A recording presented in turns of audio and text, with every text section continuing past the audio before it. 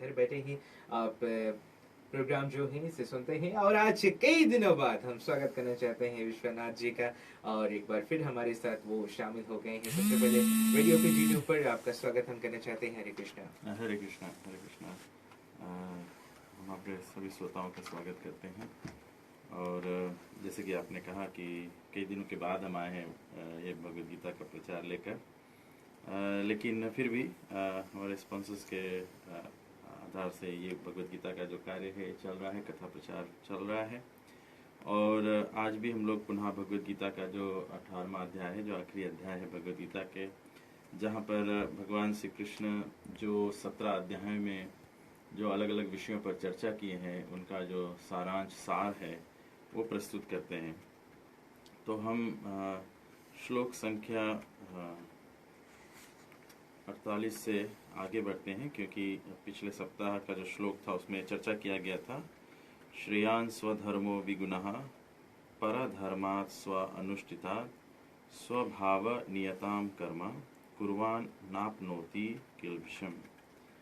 इस श्लोक के अंतर्गत चर्चा की गई थी कि हर एक व्यक्ति को अपना जो स्वाभाविक कार्य है उसमें ही लगा रहना चाहिए, अर्थात अपने कार्य को, कर्तव्य को, चाहे भली भांति न हो फिर भी अपने ही कर्तव्य को करना चाहिए। और आज उसी विषय को लेकर अगले श्लोक से देखते हैं भगवान क्या हमारे लिए उद्देश्य कहते हैं। ओम अज्ञानतिमिरन्धस्य ज्ञानाञ्जनशलाकया चक्षुरुन्मीलितं येन तस्मै श्रीगुरवे नमः। नमः ओम विष्णुपादाय कृष्णप्रस्थाय भूतले श्रीमते तमो कृष्ण गोस्वामीति नामिने। नमः ओम विष्णुपादाय कृष्णप्रस्थाय भूतले श्रीमते भक्तिवेदांत स्वामी इति नामिने। नमस्ते सरस्वती देवे गौरवाणी प्रचारिणे निर्विशेष शून्यवादी पाश्चात्य देशतारिणे। जय श्री कृष्ण चैतन्य प्रभु नित्यानंद श्री अद्वैत गदाधर शिवासदि गौर भक्तवृंदा। हरे कृष्ण कृष्ण कृष्ण हरे हरे, हरे राम राम राम हरे हरे।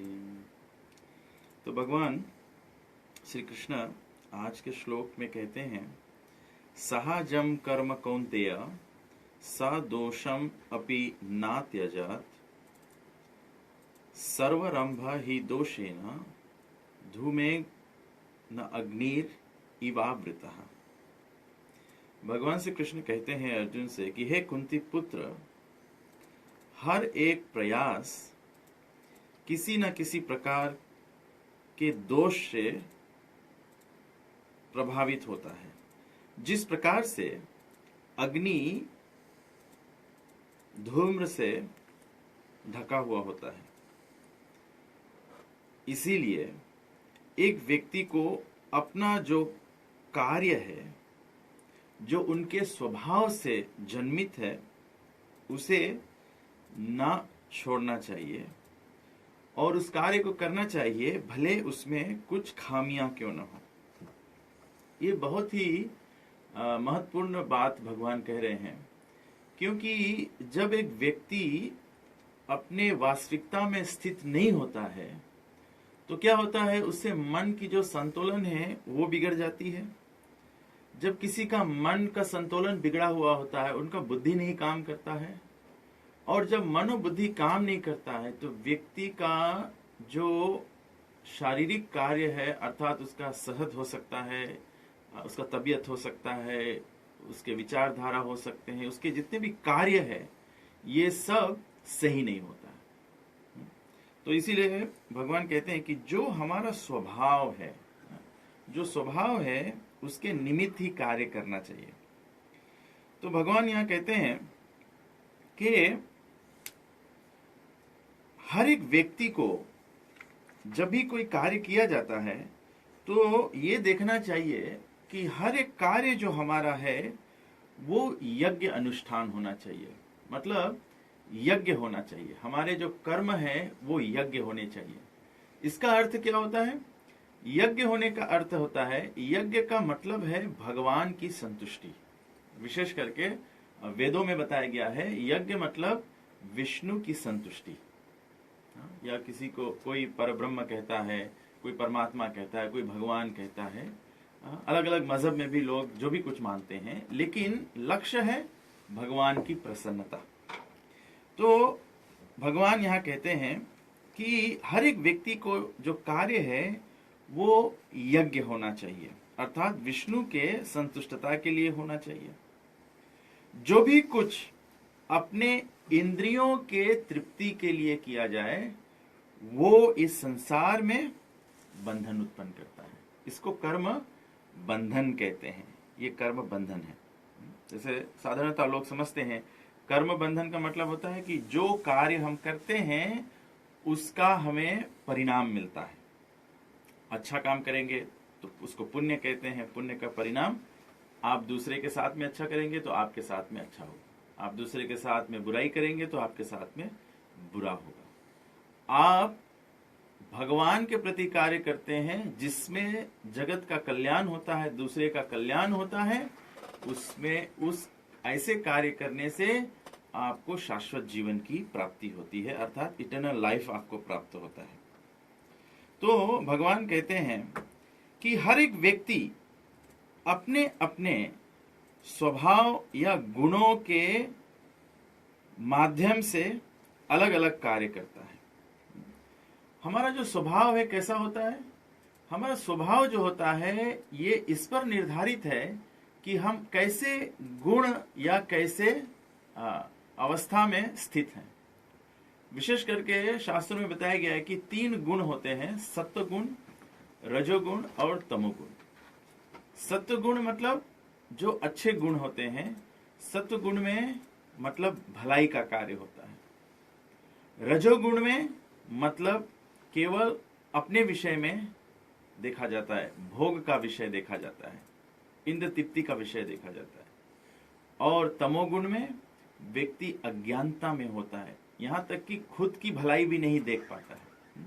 तो सरलता हम कह सकते हैं सत्व गुण में दूसरे की भलाई देखते हैं, रजोगुण में खुद का भलाई देखते हैं, और तमोगुण में खुद का भी भलाई नहीं देख पाते हैं, अपना पतन कर लेते हैं, मतलब फॉल डाउन हो जाते हैं अपने सिचुएशन से। तो इसीलिए भगवान कहते हैं कि जैसे गुण में हम स्थित होते हैं वैसे कार्य हमें करना हमारा स्वभाव बन जाता है। और ये गुण, किस गुण में हम स्थित होते हैं ये निर्भर होता है हमारी संगति से। हम कैसा संग करते हैं, हम कैसा अन्न ग्रहण करते हैं, हम कैसा पानी पीते हैं, ये सब इससे बताया गया। जैसा संग वैसा चढ़े रंग। जैसा हमारा दुसंग हो तो हम दुष्ट व्यक्ति की तरह हो जाएंगे, सत्संग हो तो अच्छे गुण प्राप्त करेंगे, सत्य के मार्ग पे चलेंगे। जैसा पानी वैसा वाणी। जैसा पानी हम पिएंगे तो हम सभी लोग जानते हैं कोई नशा करता है तो भजन तो नहीं गाता है, उसके मुख से तो गाली ही निकलती है। तो जैसा पानी होता है वैसा वाणी हो जाता है। और जैसा अन्न वैसा मन। अब जैसा अन्न खाएंगे वैसा ही मन हो जाएगा हमारा। मैं कभी कभी सोचता हूँ हमारे समाज में इतने अनुचित कार्य हो रहे हैं, लोग चिंतन कर रहे हैं इसका कैसा समाधान किया जाए। क्यों लोग के मन में ऐसे दूषित विचार हैं, क्यों लोग ऐसे दूषित कार्य करते हैं? लोग दूषित कार्य करते हैं क्योंकि उनके मन में जो विचारधारा है वो दूषित है। अब मन पे प्रभाव किसका है? मन पे प्रभाव हमारा संग का है, पानी का है, अन्न का है। तो जो हम जैसा खाते हैं, जैसे कि ग्रंथ में बताया गया है कि हम सभी शास्त्रों में देखेंगे, सभी ग्रंथों में बताया गया है, सभी मजहब के ग्रंथों में बताया गया है कि वास्तविकता में मनुष्य के लिए जो भोजन है वो शुद्ध शाकाहारी भोजन होना चाहिए। ये मनुष्य का भोजन है। शेर का भोजन मांस है, मनुष्य का भोजन मांस नहीं है। तो जब हम जीव हत्या, मतलब उसको हिंसा कहते हैं, वायलेंस कहते हैं, जब हम वायलेंस के द्वारा उत्पन्न भोजन को खाते हैं तो हमारे मन में ऐसे हिंसा की वृत्ति होने लगती है, ऐसे विचार उत्पन्न होते हैं। हमें भगवान ये जो सृष्टि बनाए हैं, भगवान ये जो जगत दिए हैं हमारे को, भगवान इसको बहुत साइंटिफिकली बनाए हैं। ये कोई धमाका नहीं हुआ है कि ऐसे जगत उत्पन्न हो गया है, कि भगवान को कुछ करने का नहीं है इसीलिए जगत उत्पन्न कर दिया है। सर्वप्रथम ये जगत उत्पन्न हुआ है हमारे लिए, हमारे कारण से। हमारे लिए तो उत्पन्न हुआ है, लेकिन इसका कारण भी हम हैं, क्योंकि हम लोगों ने ही भगवान से द्रोह करने का निश्चय किया। शास्त्र कहता है कि हम ममई अंश जीवलोके जीवभूत सनातना मन षष्ठानि इंद्रियानि प्रकृति स्थानी कर्षति। हमारे मन और हमारे इंद्रियों के कारण हम लोग ये मृत्यु संसार में प्रकट हुए हैं या जन्म लिए हैं। ये मृत्यु संसार है, यहाँ पे सभी को मृत्यु प्राप्त होता है। आप देख सकते हैं जो भी कुछ है सब जन्मता है, चाहे 84 लाख योनि जो है, पेड़ पालो पक्षी जीव जंतु जो कुछ है, मनुष्य सभी जन्मते हैं और सभी का एक अंत होता है, और उस अंत को क्या कहते हैं? मृत्यु कहते हैं। तो ये हमारा चॉइस था, ये हमारा चुनाव था कि हमने भगवान से द्रोह किया, भगवान के अध्यक्ष में नहीं रहना चाहते हैं। क्यों नहीं रहना चाहते हैं? ये केवल हमारे मन और इंद्रियों का कारण है। मन हमारा अलग अलग विचार करता है, मन हमारा भोग करना चाहता है, इंद्र तृप्ति करना चाहता है, तो हम लोग भगवान से ऐसे दूर हो जाते हैं। तो भगवान यहाँ पर कह रहे हैं कि हम जैसे गुण में स्थित हों, चलो ये गलती तो हो गई है कि हम लोग यहाँ पर मृत्यु लोक में जन्म प्राप्त कर लिए हैं, लेकिन जन्म प्राप्त करना, ये मृत्यु लोक में जन्म प्राप्त करने का लक्ष्य क्या है? टू बिकम रिफॉर्म्ड, सुधार प्राप्त करने के लिए। जैसे कोई भी देश होता है, कोई भी राज्य होता है, राज्य में प्रिजन होते हैं, कारागार होता है, और जैसे हम अभी समझ रहे हैं ना, ये तो अनादिकाल से भगवान यही समझ से मृत्यु लोक को उत्पन्न किए हैं। जैसे अभी हम लोग देखते हैं जो प्रिजन हाउस होता है, जो जेल होता है, अब हम लोग देखते हैं हम उस जेल को अब क्या कहते हैं? प्रिजन मतलब केवल बंदी गृह नहीं कहते हैं उसको, अब हम लोग उसको क्या कहते हैं? करेक्शन सर्विस, मतलब सुधार लाने के लिए। कोई व्यक्ति गलत कार्य करता है, उसको जेल के अंदर में पनिशमेंट के लिए नहीं डाला जाता है, उसको वहां पर सुधार करने के लिए डाला जाता है कि वो अपना गलती एहसास कर ले और आगे का जो कार्य है वो सही प्रकार से करने लगे। ठीक इसी प्रकार से हम लोग अपने जीवन में एक गलती कर दिए हैं। गलती क्या कर दिए हैं? कि हम लोग भगवत सेवा त्याग कर संसार की सेवा स्वीकार कर लिए, हम अपने इंद्रियों की सेवा स्वीकार कर लिए हैं। हम लोग क्या करना चाहते हैं? जो हमारा इंद्रिय कहता है। मैं उदाहरण देता हूं, जैसे किसी को तंबाकू पीने का आदत हो, 6 फुट का व्यक्ति होता है, लेकिन उसको जब तंबाकू पीने का अमल आ जाए, और जो सिगरेट होता है वो शायद 2-3 इंच का होता है, 4 इंच का होता है, वो उतना बड़ा सिगरेट, वो 4 इंच का सिगरेट वो 6 फुट के आदमी को खींचकर जहां नॉन स्मोकिंग एरिया है वहां से निकाल के स्मोकिंग एरिया में ले जाता है। ये देखो, इंद्रियों का ये शक्ति है। ये इसीलिए कहते हैं कि इंद्रियां जो है वो प्रबल है, वेरी पावरफुल, वेरी पावरफुल। तो ये इंद्रियों के कारण हम अलग अलग कार्य में लगते हैं, और अलग अलग कार्य में लगने के कारण हम लोग ये अलग अलग स्वभाव बना लेते हैं, स्वभाव उत्पन्न हो जाता है। वास्तविकता में शास्त्र कहता है कि हमारा स्वभाव क्या है? जीवेरा स्वरूप होए कृष्णेर नित्यदास। हमारा जीव का स्वरूप है, हमारा स्वभाव है कि हम भगवान के सेवक हैं। वास्तविकता में शास्त्र कहता है हमारा स्वभाव है सेवा करना। अब सेवा किसकी करे? इंद्रिय की करे, समाज की करे, दूसरे लोगों को सेवा करे कि भगवान की सेवा करे। सेवा भावना हमारे में क्यों है? क्योंकि हम भगवान के अंश हैं। ममई अंश जीवलोके जीवभूत सनातना, हम भगवान के अंश हैं, तो भगवान में भी सेवा का भाव है। मतलब भगवान जो कुछ उत्पन्न किए हैं, सृष्टि में उत्पन्न किए हैं, अगर हम थोड़ी बुद्धिमानी बरतें इस बात पर, जो भी कुछ दिया हुआ है, हम लोग देखो, मतलब दूसरा बिल्डिंग बनाते हैं, व्यापार करते हैं, कुछ भी करते हैं, तो हम लोगों को लगता है कि हम इसका कर्ता धर्ता है। अहंकार, इसी को अहंकार कहते हैं। क्योंकि हम लोग कहते हैं ना कि कोई व्यक्ति बहुत अहंकारी है। अहंकारी का मतलब बहुत साधारण लोग समझते हैं कि बहुत घमंडी है, घमंड करता है। लेकिन अहंकार जो संस्कृत शब्द है उसका अर्थ है अहं मतलब मैं, कार मतलब करना। तो मैं करता धरता हूं, ये विचार रखना। हम लोग सोचते हैं मैं करता धरता हूं, मैं अपने घर को चलाता हूं, मैं अपना परिवार चलाता हूं, मैं अपना समाज चलाता हूं। हम लोग सोचते हैं कि हम करते धरते हैं, लेकिन वास्तविकता में सभी वस्तु के कर्ता धर्ता केवल राम है, केवल भगवान है। दाता एक राम, भिखारी सारी दुनिया। हम लोग भगवान के देन पर जी रहे हैं। सर्वप्रथम तो जीवन हमारा भगवान का देन है। अब यहाँ जीवित रहने के लिए हमें वायु चाहिए, हवा चाहिए, वो भी भगवान का देन है। भगवान हमको ताप चाहिए, सूर्य निकलता है, ये सूर्य का देन है। शीतलता चाहिए, ये चंद्रमा का देन है। तो ये सब भगवान का बनाया हुआ है और भगवान का देन है। और हम लोग देखते हैं भगवान इसके लिए बिल नहीं भेजते। भगवान ऐसे नहीं बोलते कि आप इतना श्वास ले रहे हो तो इतना बिल होता है आपका। He is giving it for free. मतलब ये सेवा का भाव है। सेवा का मतलब ही होता है कि बिना किसी वापसी के कोई कार्य किसी के लिए करें, उसको सेवा कहते हैं। तो हमारा स्वभाव है सेवा करना। अब किसकी सेवा कर रहे हैं, किस तरह से सेवा कर रहे हैं, वो हो जाता है कर्म। कर्म का भी भेद बताया गया है रामायण में। लक्ष्मण जी भगवान श्री रामचंद्र जी से पूछते हैं कि जो कर्म का भेद है वो हमको समझाएं। कर्म का भेद क्या है? कर्म मतलब एक्टिविटी, जो भी कार्य हम करते हैं। और इसमें भेद की बात क्या है कि एक्टिविटी तो सभी लोग कर रहे हैं, लेकिन एक्टिविटी जो है वो 3 प्रकार का होता है। बताया गया है शास्त्रों में कि कार्य अकार्य व्यवस्थितः। ये शास्त्रों में बताया गया है कि क्या कार्य करना चाहिए और क्या नहीं करना चाहिए।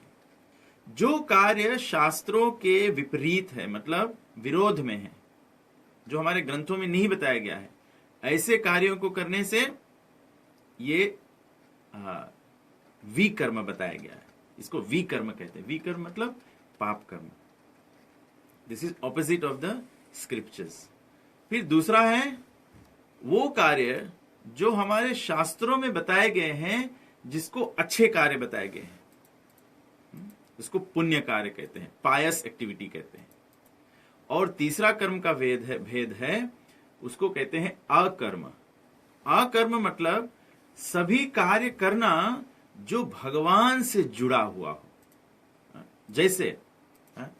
जैसे मानो आप एक साधारण कार्य लेते हैं। बहुत से लोग भोजन वितरण करते हैं। ये भोजन वितरण करना चाहिए, जिनके पास खाने का नहीं है उनको खाने के लिए देना चाहिए, ठीक है। तो ये एक कार्य है भोजन वितरण करना। अगर आप भोजन वितरण करते हैं और अहिंसा से उत्पन्न भोजन आप वितरण करें, मतलब दूसरे का जान लेकर भोजन जो बनाए, वो हिंसा पूर्ण भोजन है। ऐसे भोजन वितरण करने से एक्चुअली में इसको कहते हैं विकर्म।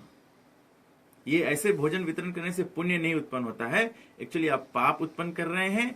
और ऐसे हिंसा से उत्पन्न भोजन जो भी ग्रहण करता है वो भी पाप में लिप्त हो जाता है। दूसरा है जो हिंसा रहित भोजन वितरण करें। हिंसा रहित भोजन मतलब जो जिसका भोजन है वो तरह का भोजन, मतलब वेजिटेरियन भोजन आप वितरण करें, तो ये पुण्य है, क्योंकि ये नॉन वायलेंट फूड है, ऐसा होता है। और तीसरा, जब आप प्रसाद का वितरण करें, जैसे हमारे शास्त्रों में बताया गया ना कि जो भी कुछ हो, भगवत गीता के 3 अध्याय में, शायद आप याद करेंगे, जब 3 अध्याय का चर्चा हो रहा था तो 3 अध्याय में बताया गया था, यज्ञ शिष्ट सिना संतो मुच्यन्ते सर्व किल विषय।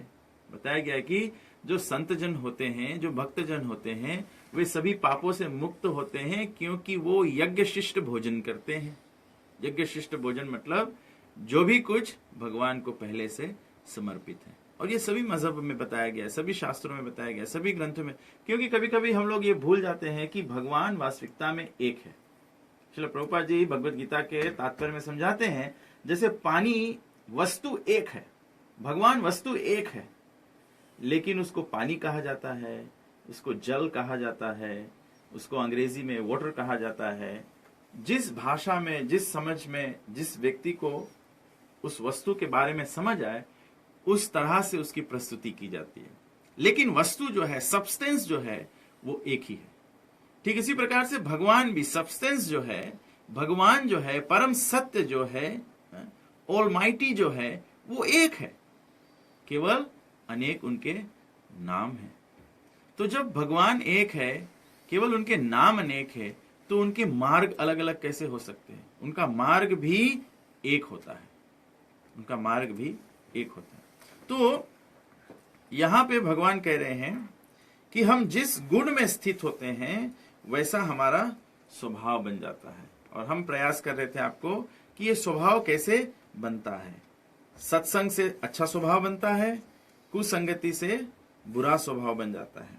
लेकिन भगवान यहां पर उससे आगे कहते हैं कि मानो व्यक्ति अलग अलग वर्ण और आश्रम में स्थित होता है, वो भी स्वभाव से आता है। कोई व्यक्ति ब्राह्मण है, ब्राह्मण मतलब लर्नड पीपल, जिनको नॉलेज में इंटरेस्ट है, जो वाइज पीपल है, विजडम है जिनके पास, उनको ब्राह्मण कहते हैं। दूसरे क्षत्रिय हैं, क्षत्रिय मतलब वे शक्तिशाली लोग होते हैं, उनका कर्म है रक्षा प्रदान करना। ब्राह्मण जो है वो समाज को शिक्षित करता है, क्षत्रिय जो है वो रक्षा प्रदान करता है, क्योंकि वे मानो बहुशाली होते हैं, जैसे बहुबली होता है, इस प्रकार से वे शक्तिशाली होते हैं, उनमें युद्ध करने की क्षमता होती है और कमजोर की रक्षा करने की क्षमता होती है। जैसे ब्राह्मण है, ब्राह्मण युद्ध नहीं कर सकता है, ब्राह्मण युद्ध नहीं कर सकता है, क्योंकि ब्राह्मण कैसा होता है? विद्या विनय संपन्न ब्राह्मणे गवि हस्तिनी। अब ब्राह्मण जो है वो तो सभी को एक जैसा देखता है, सभी में भगवान देखता है, तो वो युद्ध कैसे करेगा? लेकिन देश का संचालन करने के लिए, समाज का संचालन करने के लिए शासन करना होता है, और ये शासन जो करना होता है ये क्षत्रियों का स्वभाव है। इसीलिए यहाँ पे भगवत गीता में आप देख सकते हैं, पूरा भगवत गीता का जो प्रारंभी है, जो शुरुआत है, वो कहां से होता है कि कुरुक्षेत्र के युद्ध भूमि में अर्जुन जब जाते हैं, अपने परिवार, सगे संबंधियों को, इष्ट मित्रों को देखते हैं, तो अर्जुन बड़े पंडितों की तरह, ब्राह्मणों की तरह बात करते हैं कि हे भगवान, मैं ये युद्ध नहीं करना चाहता हूं, मुझे ऐसा राज्य प्राप्त करके क्या लाभ होगा जो मेरे ही स्वजनों के लहू से रंगित होगा। ये युद्ध में इतने जो पुरुष है वो मारे जाएंगे, इनकी अबला स्त्रियों का रक्षण कौन करेगा?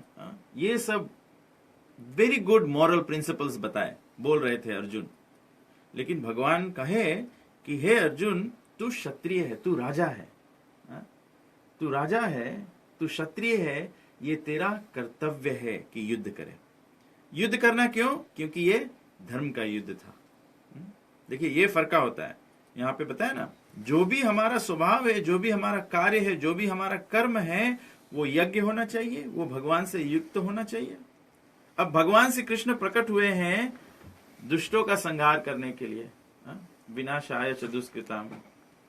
ये भगवान परित्रणाय साधुनाम विनाशाय च दुष्कृताम धर्म संस्थापनार्थाय संभवामि युगे युगे।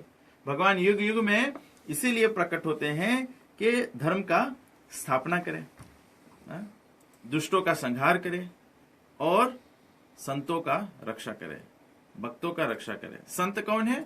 जिनके कार्य भगवान से युक्त होते, जो भगवान से जुड़े हुए होते। तो यहाँ पर भगवान अर्जुन को कह रहे हैं कि युद्ध कर, क्योंकि तू क्षत्रिय है, तेरा कर्तव्य है, तेरा धर्म है रक्षा प्रदान करना, धर्म की रक्षा करना, प्रजा की रक्षा करना, दुष्टों से संतों की रक्षा करना।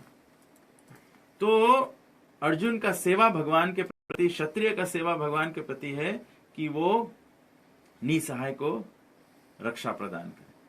ठीक इसी प्रकार से वैश्य है, वैश्य मतलब बिजनेस कम्युनिटी। वो बिजनेस कम्युनिटी जो है उसको बिजनेस करना होता है, उनसे व्यापार होता है, आदान प्रदान होता है, ये सब कार्य करता है। बिजनेसमैन को राजा बना दो तो वो नहीं चलेगा, क्योंकि राज्य चलाने के लिए शासन की तो आवश्यकता है, लेकिन प्रजा के प्रति स्नेह भी होना चाहिए।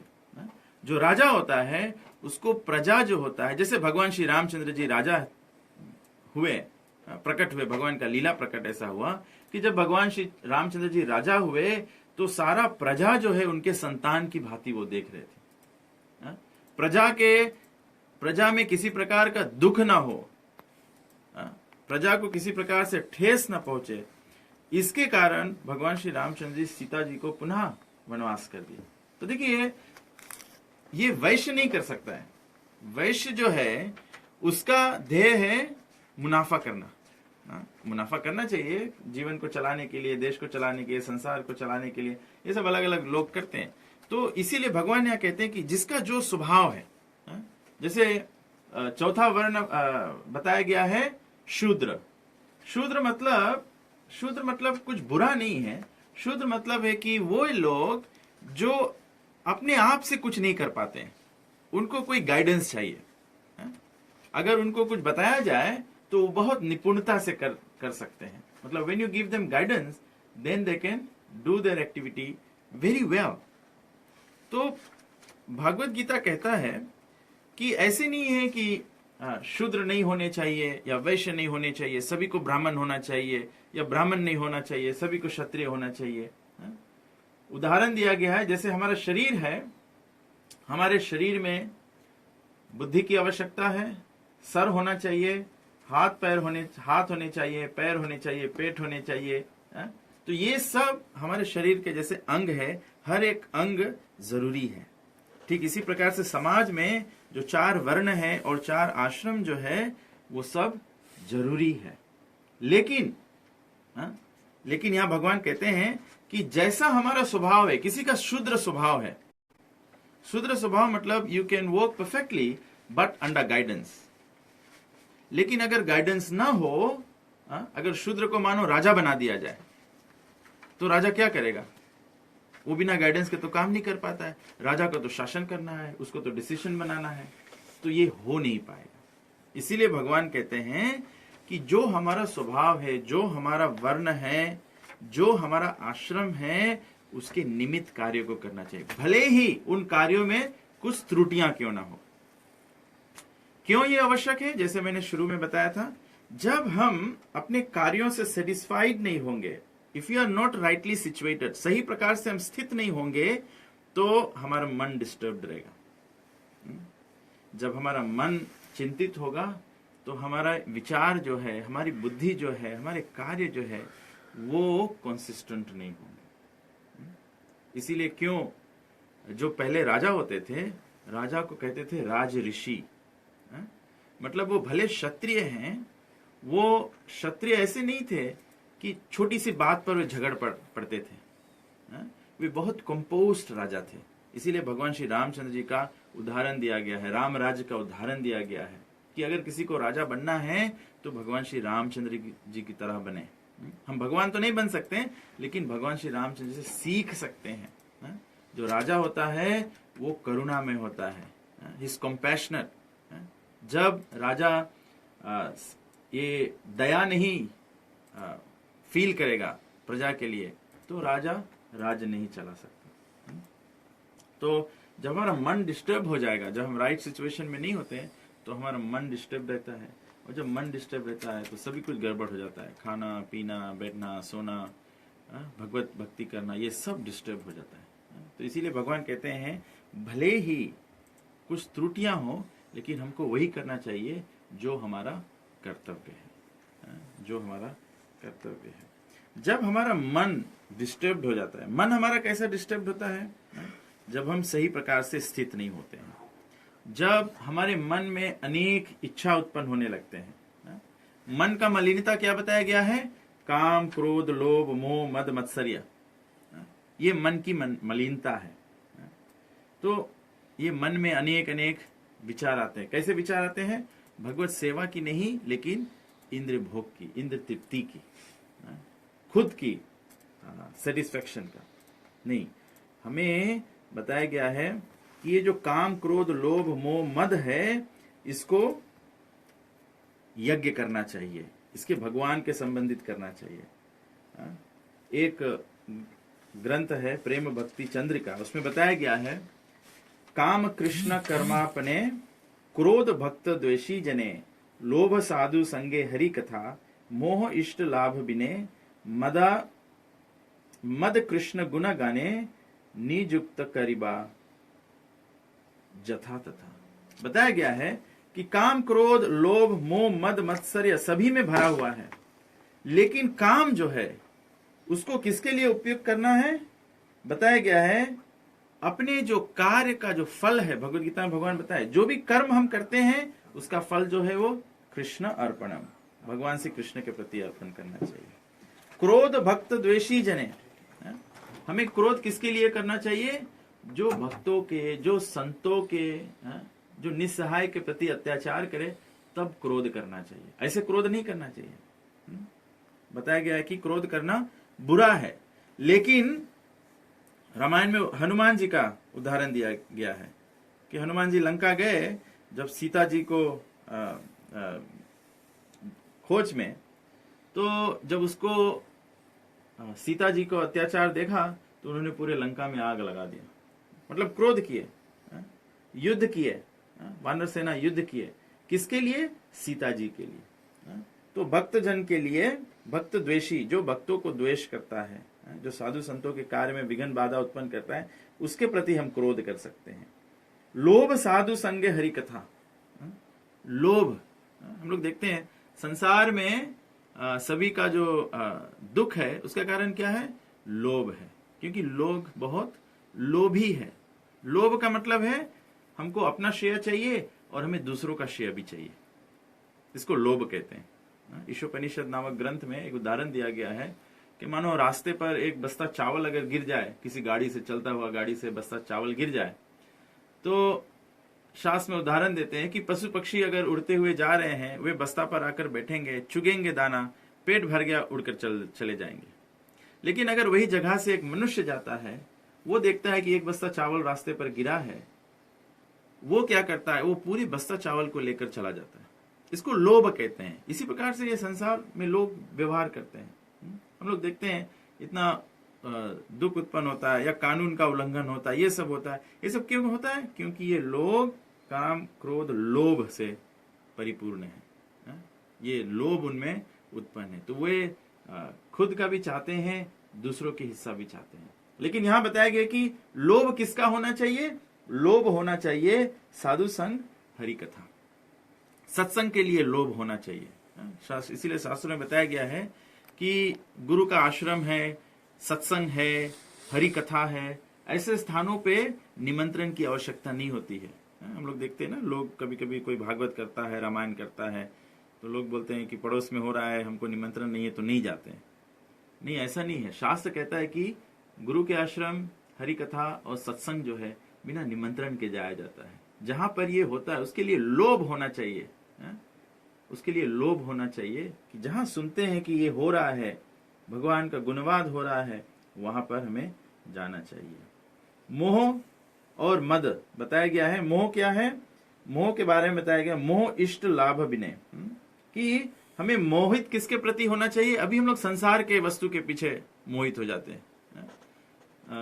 सुंदर गाड़ी देखते हैं, सुंदर कन्या देखते हैं, ये सब वस्तुओं से हम लोग मोहित हो जाते हैं। लेकिन यहां बताया गया है मोहित किसके प्रति होना चाहिए?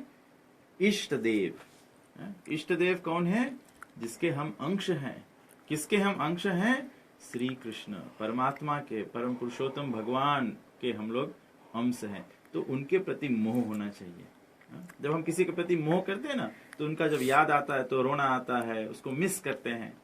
हमारे जीवन में हम लोग भगवान को कितना मिस करते हैं। आपने कभी सुना कोई बोल रहा है कि मैं बैठा हूं, आज मुझे भगवान का बहुत याद आ रहा है, आज मेरे पर ये दुख आया है, मुझे भगवान बहुत याद आ रहे हैं, कि मैं ये संसार छोड़ के भगवान के घर चला जाना चाहता हूं। ऐसे हम लोग को नहीं सुनने को मिलता है। तो मोह जो है वो भगवान के प्रति होना चाहिए। और मद मतलब पागलपना। संसार में लोग पागल हो जाते हैं, पागलपना पे उतर आते हैं। एक वस्तु प्राप्त करने के लिए लोग किसी को भी नाश कर सकते हैं, किसी को भी कुचल सकते हैं, किसी का कुछ भी कर सकते हैं। अगर एक बार हमारे मन में जो काम है, जो कामना है, जो लोभ है, जो क्रोध है, जो मोह है, इतना बढ़ जाए तो व्यक्ति पागल हो जाता है। उसको प्राप्त करने के लिए कुछ भी कर सकता है। तो शास्त्र कहता है कि पागलपना होना चाहिए, लेकिन पागलपना किसका होना चाहिए? भगवत गुणावाद का। हमें जो भी मिले, जैसे भी मिले, हमें प्रयास करना चाहिए कि हम उनसे दो बात भगवान के बारे में करें। यार देख तार कह कृष्ण उपदेश, हमारा आज्ञा गुरु है या तारा ही देश। चैतन्य महाप्रभु कहते हैं कि हमारा आदेश है, भगवान कहते हैं ये हमारा आदेश है कि आप सर्व जगत के गुरु बनो। गुरु बनने का मतलब क्या है? गुरु मतलब केवल ऐसे नहीं है कि कोई वृद्ध व्यक्ति होगा, आपको जपमाला दे दिया, आपको कुछ नाम दे दिया, कुछ मंत्र दे दिया तो गुरु हो गया। यहाँ पे चैतन्य महाप्रभु कहते हैं गुरु कौन है? यार देख तार कह कृष्ण उपदेश।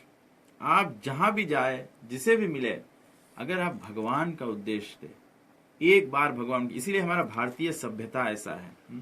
जैसे हम लोग एक दूसरे को मिलते हैं तो हम लोग बोलते हैं राम जुहाई करना, राम राम कहना, हरे कृष्ण कहना, हरि बोल कहना। इसका मतलब है कि हमारा सभ्यता, वैदिक सभ्यता ही ऐसा बना है कि जब दो व्यक्ति मिले भी तो भगवान का यश गाएं, भगवान का गुणवाद करें। सभी धर्मों में ऐसा ही होता है। ईसाई धर्म में भी हमने देखा, बहुत बार लोग मिलते हैं तो जब जैसे मिलते हैं लोग यही कहते हैं प्रेज द लॉर्ड, मतलब भगवान की प्रशंसा करो। भगवान की प्रशंसा करने में ही लाभ है। तो यहां बताया गया कि जो मद है, जो पागलपना है, ये भगवान के गुणावाद करने में होना चाहिए। और मत्सर्य, मत्सर्य जो है एनवी जिसको कहते हैं, एनवी का हमारे जीवन में कोई स्थान होना ही नहीं चाहिए। हमें किसी से द्वेष नहीं करना चाहिए। जो भी बताया गया शास्त्रों में, अगर कम से कम मात्रा में भी द्वेष हो तो व्यक्ति भगवत धाम प्राप्त नहीं कर सकता है।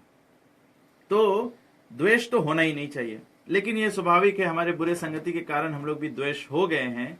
और द्वेष का समाधान कैसे करें? द्वेष का समाधान है कि जिस व्यक्ति के प्रति आपको द्वेष है, आप उनके अच्छे गुणों को देखें। तो इस प्रकार से हम अपने काम, क्रोध, लोभ, मद, मोह, मत्सर्य को ऐसे वशीभूत कर सकते हैं। जब हमारे इसको हम कंट्रोल करते हैं, इंद्र संयम करते हैं, तो हमारा मन जो है वो एकाग्र होगा। जब हमारा मन एकाग्र होगा तो हम भगवान की सेवा में स्थित हो सकते हैं। और इस प्रकार से हम अपना जो सही वास्तविक अवस्था है, स्वभाव जो है, उसके निमित्त अब कार्य कर सकते हैं। और शास्त्र कहता है कि मन को शांत करने के लिए हमें मंत्र का उपयोग करना चाहिए। और कलयुग में बताया गया है विशेष करके, इति शदश्क नाम नाम कलि कल्मष नाशनम ना तर पर उपाय सर्व वेदेषु दृश्यते, हरे कृष्ण कृष्ण कृष्ण हरे हरे, हरे राम राम राम हरे हरे। ये कलिशंतन उपनिषद में ब्रह्मा जी और नारद जी का संवाद है, जिसमें बताया गया है कि कलयुग में मन को वश में करने के लिए, मतलब मन शुद्धि के लिए, कार्य शुद्धि के लिए, उचित स्वभाव प्राप्त करने के लिए मंत्र का उच्चारण किया जाता है। क्योंकि मंत्र उच्चारण जो है वो कोई भी अवस्था में, चाहे कोई ब्राह्मण हो, वैश्य हो, क्षत्रिय हो, शूद्र हो, कोई ब्रह्मचारी हो, कोई गृहस्थ हो, वानप्रस्थ हो, संन्यास हो, कोई भी अवस्था में व्यक्ति हो, शुद्ध हो, अशुद्ध हो, स्त्री हो, पुरुष हो, जो भी अवस्था में हो, वो भगवत नाम ले सकता है। हरे कृष्ण कृष्ण कृष्ण हरे हरे, हरे राम राम राम हरे हरे। तो इस संदेश के साथ साथ में मैं, इसीलिए आप देखते हैं हमारे जो हरे कृष्ण संस्था है, ये हमारे भक्तजन, ये प्रभुपाद जी के आदेश पर ये कलयुग के धर्म बताया गया है कि भगवत नाम का प्रचार होना चाहिए। इसीलिए आप देखते हैं हमारे हर सप्ताह सुबह में, नेंडी में, लोटोका में, अलग अलग हमारा जहाँ मंदिर है लंबासा में, यहाँ सब जगह भक्तों का संगति होता है, सत्संग रचाया जाता है। और आप देखते हैं कि ये भक्तजन अमुक अमुक समय पे शहरों में, नगरों में, अलग अलग जगह पर बताया गया कि भगवान के नाम आप इनको गाते हुए देखते होंगे। ये इसीलिए कर रहे हैं क्योंकि भगवान का आदेश है, पृथ्वी ते आचे नगर आदि ग्राम सर्वत्र प्रचार होई बे मोरा नाम। क्योंकि ये भगवत नाम जो है यही उद्धार का एक उपाय है। तो यहाँ पे जो बताया गया है कि यार देख तार कह कृष्ण उपदेश, जिसको भी मिलो भगवत नाम का उच्चारण। ये पागलपना होना चाहिए कि भगवान के नाम, भगवान का जो ग्लोरी है वो पूरे विश्व में भरना चाहिए। क्योंकि अगर जगत में कुछ कल्याण है, जो भी कुछ अच्छाई आज तक जगत में बचा है, वो केवल भक्तों के कारण है, संतों के कारण है। और वो संत जो भगवत नाम का प्रचार प्रसार कर रहे हैं। ऐसे तो कलयुग में बहुत संत ऐसे भी है जिनको सो कॉल्ड संत कहते हैं, अनुचित कार्य भी करते हैं। हम उनकी बात नहीं कर रहे हैं, हम उनकी बात कर रहे हैं जो भगवान की प्रेम भक्ति में स्थित है, जो भगवान को प्रेम करते हैं। कैसे हम जानते हैं कोई व्यक्ति भगवान को प्रेम करता है? जो भगवान को प्रेम करता है वो भगवान के सारे सृष्टि को प्रेम करता है, उनके कार्य प्रेममय होते हैं, उनके मन में प्रेम होता है, उनके वचन में प्रेम होता है, उनके कर्म में प्रेम होता है। ये प्रेमी भक्त होते हैं। तो इसी के निमित्त मैं ये अवसर लेना चाहता हूँ सभी को सूचित करने के लिए कि हमारे हरे कृष्णा संस्था जो है फिजी में, ये हरे कृष्णा फेस्टिवल ऑफ फिजी जो है इसको ऑर्गेनाइज किया है। ये एक्चुअली में ये फेस्टिवल होगा नेक्स्ट वीक सैटरडे से शुरू होगा। एक सप्ताह के लिए ये फेस्टिवल है। 4 दिन सुबह नोसोरी नावुआ इलाके में होगा और फिर 4 दिन लोटोका बा नेंडी इस इलाके में होगा। तो केवल यही हेतु है इसका कि भगवत नाम का प्रचार प्रसार करें। तो ये फेस्टिवल है, ये 2 साल में एक बार हमारी संस्था ऑर्गेनाइज करता है, जिसमें विदेश से भी भक्त आते हैं। इस बार ये फेस्टिवल ऑर्गेनाइज किया गया, इसमें कुल मिला के 50 भक्त विदेशी आ रहे हैं, ऑस्ट्रेलिया, न्यूजीलैंड, यूएस वगैरह से। तो ये 8 दिनों का प्रोग्राम रहेगा, जिसके अंतर्गत हरि कीर्तन होगा, हरि कथा होगा, प्रसाद वितरण होगा। हम लोग योजना बनाए हैं कि हम लोग चाहते हैं ये एक सप्ताह में 10,000 प्लेट्स ऑफ वेजिटेरियन फूड जो है उसको डिस्ट्रीब्यूट करें। तो ये सब व्यवस्था बनाया गया है और हम आपको प्रेरित करना चाहते हैं, अगर आपके पास समय हो तो हमारे मंदिरों में आए। सुबह में हरे कृष्णा मंदिर पर होगा और रेडियो में भी सूचनाएं आएंगी, तो उससे आप अगर थोड़ा समय निकाल के भगवान के प्रशंसा नाम प्रचार में थोड़ा योगदान देंगे तो आपका भी कल्याण होगा, जगत का कल्याण होगा। और विशेष करके ये भी देखा जाता है अभी नवरात्रि का समय है, तो ऐसे सत्कार्य हमको करना ही चाहिए। हरे कृष्ण कृष्ण कृष्ण हरे हरे, हरे राम राम राम हरे हरे।